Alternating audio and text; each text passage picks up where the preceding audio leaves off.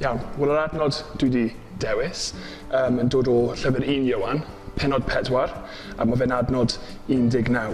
A mae fe'n darllen, dyn ni'n caru'n gilydd am ei fod wedi'n caru ni gyntaf.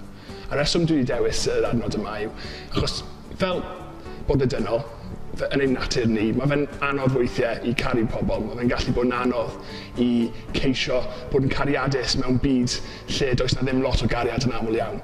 Ond fel Cristnogion, dyn ni'n gallu edrych ar yr adnod yma a cofio y reswm dyn ni'n mynd mas i'r byd i caru ein gilydd, i caru eraill, yw achos nath caru ni'n gyntaf trwy marw ar y groes i ni. A dwi'n ffynd hwnna'n defnyddiol iawn wrth ceisio byw bywyd cariadus yn y byd yma.